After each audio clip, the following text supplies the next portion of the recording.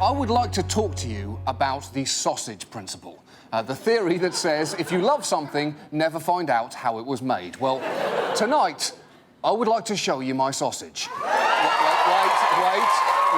Wait. This is my sausage. The 2014 FIFA World Cup. Oh, my God! OK, the World Cup starts this week, and I am both excited and extremely conflicted about it. Now, I know, in America, soccer is something you pick your 10-year-old daughter up from. But for me and everyone else on Earth, it's a little more important. Soccer had become Brazil's religion.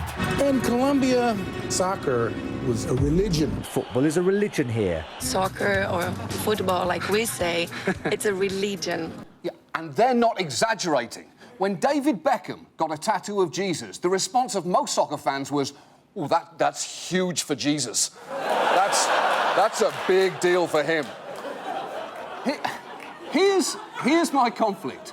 The World Cup is one of my favourite things, but it's organised by these guys, FIFA. You either know it as the Fédération Internationale de Football Association, or that soccer video game you have. But for American viewers who may never have encountered them, FIFA is a comically grotesque organisation. In fact, telling someone about the inner workings of FIFA for the first time is a bit like showing someone Two Girls, One Cup. You do it mainly so you can watch the horrified expression on people's faces.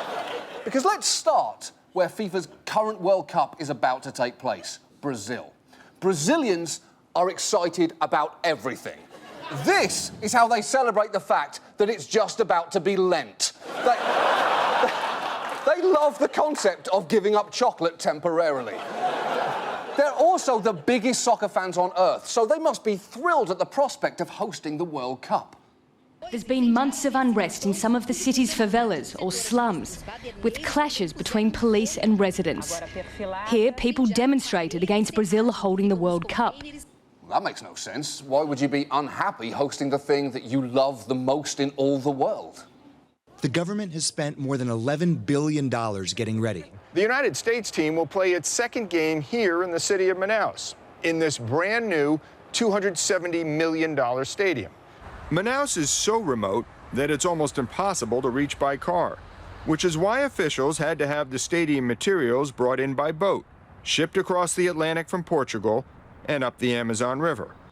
OK, that does seem like a waste of money, especially when you consider that that stadium is only going to be used for 4 World Cup games.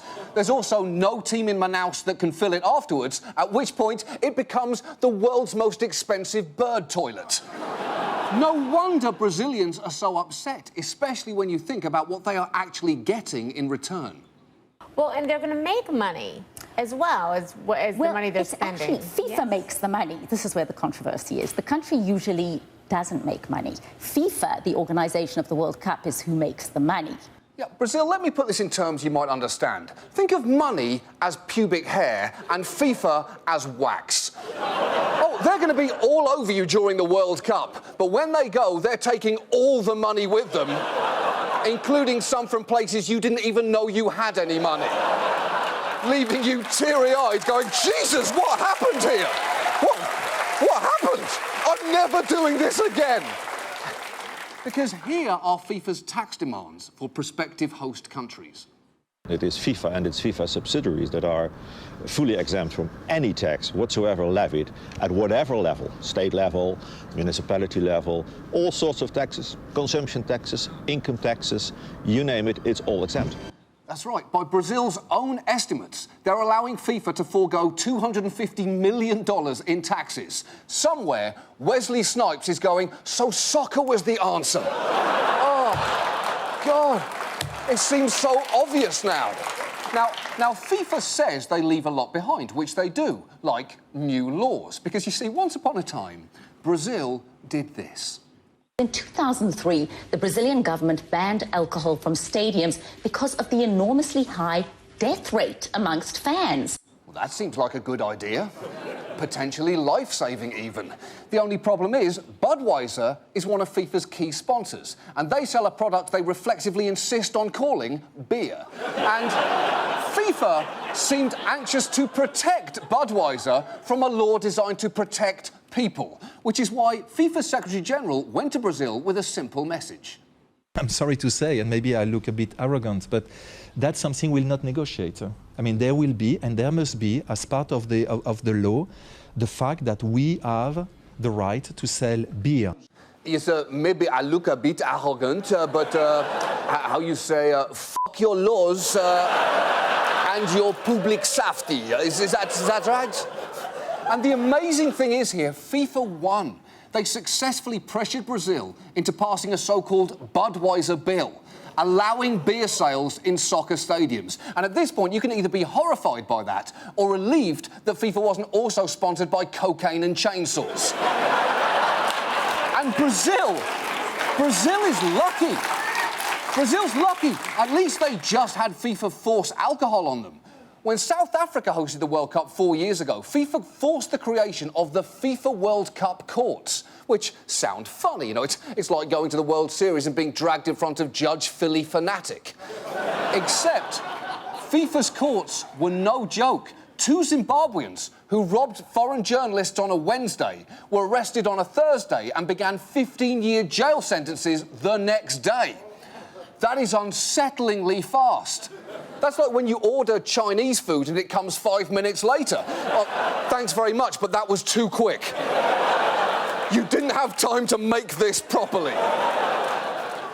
And there is a certain irony in FIFA setting up any kind of justice system, given the scandals that have dogged it over the years.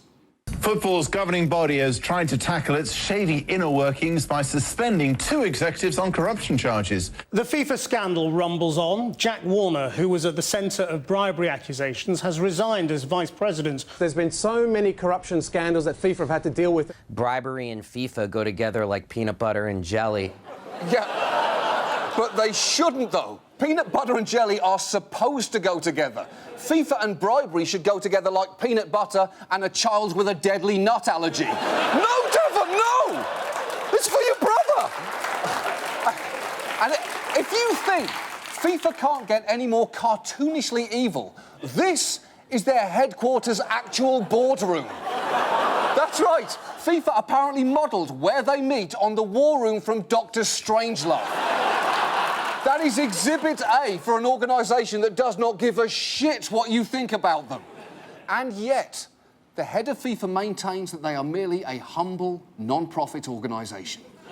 We are a non-profit organisation, and we have to remain a non-profit organisation. A non-profit with over $1 billion in the bank. Yeah, but this is a reserve. A reserve? A reserve of $1 billion. When your rainy day fund is so big, you've got to check it for swimming cartoon ducks. You might not be a not-profit anymore. That, by the way, the man you just saw, is Sepp Blatter, and even his name should have been a red flag. If your name is Sepp, at the bare minimum, you've strangled someone in a bar fight. That's just a fact. And let me just give you a taste of Sepp Blatter as a human being. Recently, he was asked, how should women's soccer be made more popular? He said, well, they should wear shorter shorts. Great idea. Put the ladies in hot pants, call it Foxy Soccer, and while you're at it, tighten up the jerseys, maybe replace the ball with a plate of hot wings, and f*** it, let's just open a Hooters. FIFA, the humble non-profit, even recently spent $27 million to fund United Passions, a fictionalised version of their history, starring, for some reason, Tim Roth as Sepp Blatter. And this movie, like FIFA itself, looks terrible. Will be the Fédération Internationale de Football Association. FIFA. The first World Cup will be held in Uruguay. You have everything you need to run our family. But you know, the slightest error and you're out. Who makes a sports film where their heroes are the executives? And the crazy thing is, you don't need 2 hours and Tim Roth, because the greatest film about Sepp Blatter has already been made. It's 10 seconds long and it's on YouTube. Dirigere la FIFA, guardate qua, attenzione, improvvisamente...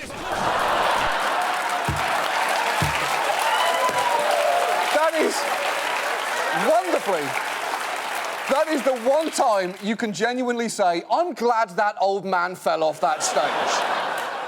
But perhaps the worst part of FIFA is not even its past or its present, it's its future. Because the host of the 2022 World Cup has already been decided. The winner to organize the 2022 FIFA World Cup is Qatar. Qatar? There's between 1 and 50 reasons why that is an awful idea. Summer temperatures in Qatar can reach some 50 degrees Celsius, a difficult environment to hold a professional sporting event outdoors. 50 degrees Celsius is 122 degrees Fahrenheit. You are hosting the World Cup somewhere where soccer cannot physically be played. That's like if the NFL chose to host the Super Bowl in a lake. Now, there are now allegations that some FIFA executives took bribes to put the World Cup in Qatar, and I hope that's true, because otherwise it makes literally no sense. And not just because of the weather, but because of the working conditions. Qatar is a slave state in the 21st century. A migrant worker can't leave the country without an exit visa. That visa has to be approved by his employer. Who has your passport? So you're trapped here. Yes. We've got coffins coming home every day. More than a worker per day on average is dying. Conservatively, from the figures of just two countries, India and Nepal, more than 4,000 workers will die before a ball is kicked off in 2022. So what you're essentially saying is the Qatar World Cup is shaping up to be the most deadly Middle East construction project since this one. And by this point, I hope I've proven to you that FIFA is just appalling. And yet, here's their power. I am still so excited about the World Cup next week. And it's very hard to justify how I can get so much joy from an organisation that's caused so much pain, other than going back to right where we started. Soccer or football, like we say, it's a religion. But it's not just that. It's an organised religion, and FIFA is its church. Just think about it. Its leader is infallible. It compels South American countries to spend money they don't have building opulent cathedrals, and it may ultimately be responsible for the deaths of shocking numbers of people in the Middle East. But for millions of people around the world like me, it is also the guardian of the only thing that gives their lives any meaning. And if that comparison does not make Americans love soccer, then frankly, nothing will.